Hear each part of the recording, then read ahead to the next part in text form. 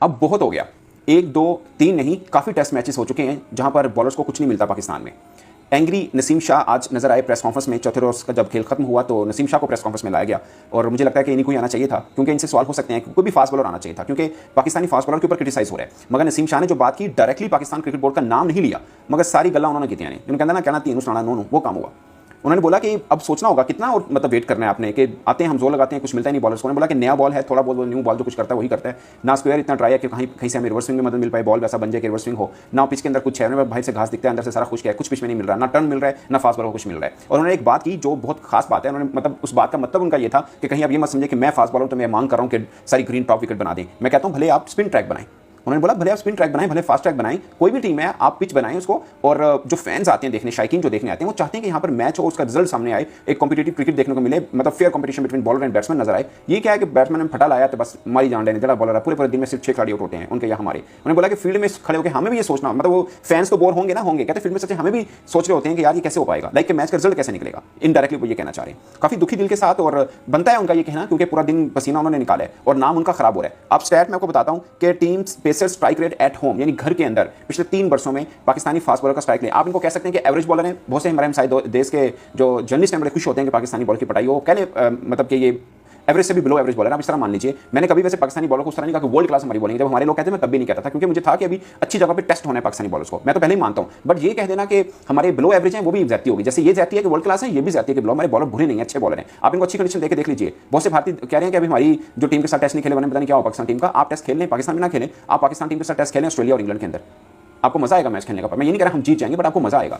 Again मैं को defend नहीं कर रहा हमारे बॉलर्स को, फिर भी क्वालिटी बॉलिंग बुरी पिच के ऊपर भी नजर आनी चाहिए, इसमें कोई शक नहीं है, मगर पिच में कुछ है नहीं, ये नसीम शाह बोल रहे हैं। और मैं आपको पिछले 3 साल का स्टैट बताता हूं, 1 साल का नहीं 3 साल का स्टैट बताता हूं। साउथ अफ्रीका, ऑस्ट्रेलिया और इंडिया, इन तीनों के पेसर्स का आप एवरेज देखें 19-19, यानी साउथ अफ्रीका और ऑस्ट्रेलिया का 19-19 है और इंडिया का 26 है। पेसर्स का मैं बता रहा हूं एवरेज, यानी इतने रन के पर 1 विकेट मिली है। पाकिस्तान का 54 है, मोर देन इवन बांग्लादेश। अब हमारे बॉलर बांग्लादेश के बॉलर से बुरे नहीं है। वेस्ट इंडीज का टेस्ट स्टेटस देख ले कहां पे है, उनसे भी बुरा रैकेट है हमारा। और स्ट्राइक रेट देखें, साउथ अफ्रीका का है 35, ऑस्ट्रेलिया का है 40, इंडिया का है 45, पाकिस्तान का 91 है।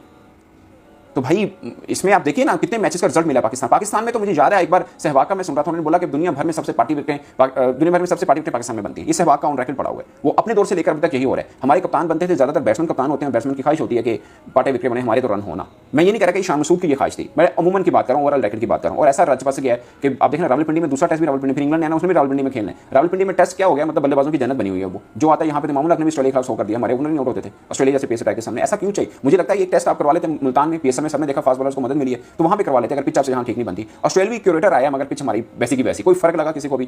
किसी को फर्क लगा कि पिच बनाना कोई डिफरेंट है? वैसे ही है जैसे पाकिस्तान के टाइम पे बनती है वैसे ही पिच बनी है, मतलब कोई फर्क नहीं हुआ किसी एक रत्ती भर का। मैं ये नहीं कह रहा मुशफिक रहीम 191 क्यों कर गया, फलान 15 क्यों कर गया, फलान क्यों कर गया, वो अच्छी क्वालिटी में पहले भी 3 डबल 100 किए हुए हैं, बट पॉइंट इसके पिच के ऊपर कुछ तो हो। अच्छा बल्लेबाज करे तो कोई शक नहीं है। इंडिया की टीम में 300 डाल दिया था सहवाग ने, 200 यहीं पे ड्राइवर ने किया था, हर जगह पे रन हुए पाकिस्तान के। उस टाइम से जब हमारे पास शुएब अख्तर, मोहम्मद शमी, शबीर अहमद जैसे बॉलर थे, तब भी आप पार्टी विकेट बनती थी, 300 रन होते थे आपके इतने पेस अटैक के सामने। फैसलाबाद की पिच का देखने क्या हाल था जहां धोनी ने धोया था। तो यही है, अब हमने वनडे टूर्नामेंट करवा रहे हैं, वो फैसलाबाद में करवा रहे हैं, वहाँ पे पिच भी मशहूर है कि सुभान अल्लाह है, आई जाओ तो लाई जाओ, कोई चक्कर ही नहीं। मतलब बॉलर्स को मेरा ख्याल है सिर्फ एक कराची की पिच है जहाँ पे स्पिन को थोड़ी फेवर मिलती है, मुल्तान की पिच है जहाँ पर आ जाके आपको फास्ट बॉल को थोड़ी मिलती है। हमने पीएसएल में और रिसेंटली डोमेस्टिक क्रिकेट में देखा है। कहते हैं कि डोमेस्टिक में यहाँ पे अच्छा रिजल्ट मिल जाता है रावलपिंडी में, आई डोंट नो कि कहाँ से मिल जाता है। मतलब जो हमने टेस्ट इंटरनेशनल देखे हैं बुरा हाल हुआ है, बेचारे बॉलर्स का पसीना निकल जाता है। ऑस्ट्रेलिया से फर्स्ट टैग भी वहाँ पे बस हो गए थे यार, बस ऐसे बॉल ही नहीं साढ़े को, वही हाल हुआ। नसीम शाह ने सीधा बोला कि भाई ना ये पिचें आप ठीक करें अपनी, ये कब तक ऐसा चलेगा, हम 2 सालों से यही भुगत रहे हैं, आ रहे हैं, जोर लगा रहे हैं, विकेट नहीं मिल रही है और दूसरों को भी नहीं मिलती हैं। अगर इंग्लैंड 3-0 से पेल के गया था पाकिस्तान को, इसमें कोई शक नहीं है, मगर यू नो कि वो जिस तरह की क्रिकेट खेले अंडर प्रेशर पाकिस्तान को रखा, और इसमें कोई शक नहीं उनकी बंदे की कंडीशन के अंदर भी 3-0 से लेके गए, इसमें कोई शक नहीं है। बट अगेन मेजॉरिटी देखें मैचेस की तो पाकिस्तान का बुरा हाल रहा है यहाँ पे हमारे बॉलर्स का, और जो दूसरे फास्ट बॉलर्स आते हैं उनका भी कुछ खास यहाँ से मिलता नहीं है। और अब खैर मैं WCL की पहले बोल चुका कि मुझे बात नहीं करनी होगी, फाइनल का सोचना भी नहीं होगा। आप बांग्लादेश के खिलाफ ये हाल है, दूसरा टेस्ट भी यहाँ पे खेलना, फिर इंग्लैंड का टेस्ट भी यहाँ पे खेलना, तो ये 3 टेस्ट मैच तो आपके पेंडिंग में है। ये तो हम पहले समझ लें फिर ड्रॉइंग होने अगर यही कंडीशन रही है तो। ये एक तो ड्रॉ पड़ा है ना, 95% ड्रॉ ही है। आई डोंट नो कि अब इसका कहीं से कोई रिजल्ट मिल पाए, एक दिन में क्या निकलना, कुछ भी नहीं मिलना। तो ये सूरत हाल है दोस्तों। अब नसीम शाह बोले और उन्होंने शुरू यहाँ से किया, उन्होंने सच बात अभी हमें मानना पड़ेगा, शुरू यहाँ से कर दिया उन्होंने कि एक बहुत हो गया। अब ये शुरू उन्होंने प्रेस कॉन्फ्रेंस अपनी यहाँ से किया, उठा के देख लीजिए। मतलब जैसे बंदे ना अखीर होगी जिसमें बॉलर्स देखे यार बस कर तो पाए, कोई विकेट बनाओ, उन्होंने भी मदद मिले, सानू भी मिले, रिजल्ट आए पता चले। बांग्लादेश के खिलाफ भी डरना है हमने। दोस्तों अपनी राय आप कमेंट बॉक्स में जरूर बताइएगा। मेरे तरफ से इतना ही, इजाजत दीजिए, अल्लाह हाफिज़।